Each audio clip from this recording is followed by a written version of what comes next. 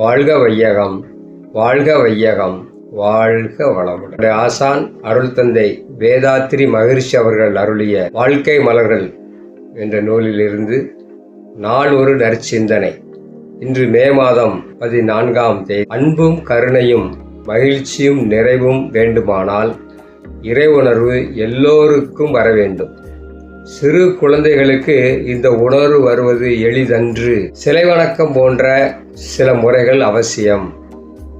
ஆனால் பருவம் வந்தபின் புற வழிபாட்டிலிருந்து அக வழிபாட்டிற்கு மாற வேண்டும்.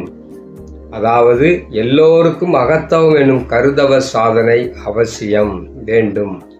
அப்போதுதான் மனம் ஒரு சமநிலையிலே இருக்கவும் அறிவை உயர்நிலையில் இயக்கவும் முடியும். இங்கேதான் மனம் அமைதி பெறும்.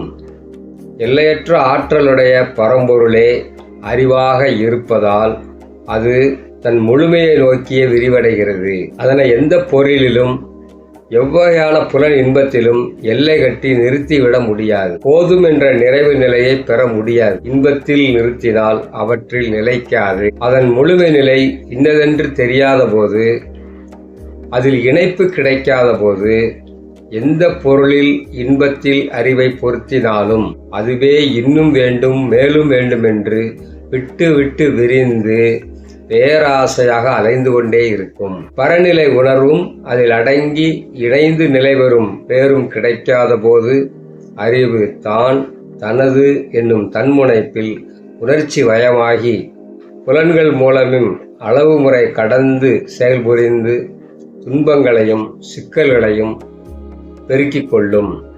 தனது மூலமும் முடிவுமாக உள்ள இருப்பு நிலையை அறிவு உணர்ந்தால்தான் அதில் அடங்கி நிலைத்து நிறைவும் அமைதியும் பெறும். அருள் தந்தை. அதாவதுங்க, இப்போ கடல் நீர் தான் சூரிய வெப்பத்தால் ஆவியாகி மேகமாக மேலே போய் நிற்கிது. அது மீண்டும் குளிர்ந்து மழையாகி இப்போ மலைப்பகுதிகளெலாம் நிறைய மழை பெய்யும். அப்படி பெய்கின்ற மழை என்ன ஆகுதுன்னு பாருங்கள். அங்கங்கே ஆர்ப்பரிக்கும் அருவிகளாக சீற்றத்தோடு இருக்கும். அப்புறம் ஆறுகளில் பாருங்கள், ஆறுகள்லையும் இப்படி பாய்ந்து ஓடும். அங்கேயும் சீற்றத்தோடு தான் இருக்கும். இப்படி அங்கங்கே ஓடி ஓடி போயிட்டே இருக்கும். அது எங்கே அமைதி பெறுகிறதுன்னு பாருங்கள்.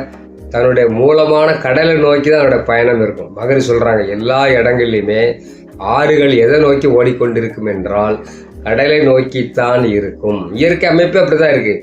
கடல் என்பது பூரா பள்ளமான பகுதி, சமதள பகுதி, தரைப்பகுதியெல்லாம் கொஞ்சம் மேடாக தான் இருக்கும். கடல் என்பது பள்ளம். அப்போ இந்த பள்ளத்தை நோக்கி, பள்ளத்தில் என்ன இருக்குது? தன்னுடைய மூலமான கடலை இருக்கின்றது. கடல் நீர் தானே ஆவியாச்சு மழையாக பெஞ்சது. அது மீண்டும் கடலை அடையும் வரை அதற்கு இயக்கம் நிற்காது. அது அப்படியே ஓடிக்கிட்டே தான், அலைவாஞ்சிக்கிட்டே தான் இருக்கும். கடலில் கலந்த உடனே பாருங்கள், எங்கே ஆறு கடலோடு கலக்கின்றதோ அந்த இடத்த அந்த ஆறு அமைதி பெறுகிறது. அதனால் அந்த இடத்த என்ன, கடலில் ஆறு கலக்கக்கூடிய இடத்த டெல்டான்னு சொல்லுவாங்க. டெல்டானால உங்களுக்கு தெரியும், அமைதி நிலை. அங்கே அசைவோ எந்த இதுவுமே இருக்காது. அப்போ அது மாதிரி மனிதனுடைய மனிதனுடைய மனம் அறிவு இதையும் பார்த்தீங்கன்னா தன்னுடைய முழுமையை நோக்கி தான் அதனுடைய இயக்கம் இருக்குமா. அதுக்கு வழிகாட்டுறதுக்கு ஆள் இல்லாதனால அது இஷ்டத்துக்கு பொருட்கள்லையும் புலன்கள்லையும் அங்கேயும் ஓடி அது வேணும் இது வேணும் ஆசையாக விரிஞ்சிக்கிட்டே இருக்கு. ஆனால் விரிகிற காரணம் என்ன? தன்னுடைய மூலத்தோடு இணைவதற்குத்தான் விரிவடைகின்றது. ஆனால் சரியான இணைப்பு கிடைக்கல, சரியான குரு கிடைக்கலன்னா அது இப்படி தான் பொருட்களே தவிச்சிட்டே இருக்கும். நிறைவு பெறாது. என்னன்னாலும் வாங்கலாம், எத்தனை கூட சம்பாதிக்கலாங்க. நிறைவும் ஆனந்தமும் கிடைக்க வேண்டுமானால் தவத்தில் இறைவுணர்வை பெற்று அதுக்கப்புறம் உலக வாழ்க்கையை அனுபவிக்கலாம். அதில் சலிப்பு வராது, வெறுப்பு வராது, அளவு முறை மீறாது.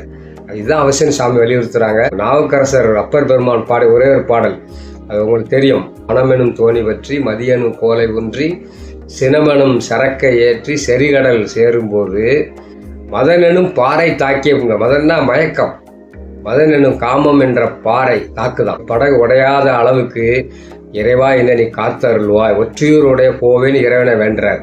அதே சாமிஜி அதான் சொல்றாங்க, இறைவா நற்கர்ம யோகம் உலக சமயம் என்ற எண்ணமதை என் உலகத்தையே எழுப்பிவிட்டாய்.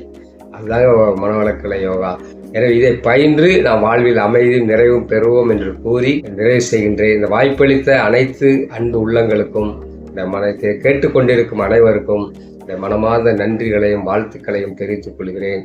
வாழ்க வளமுடன்.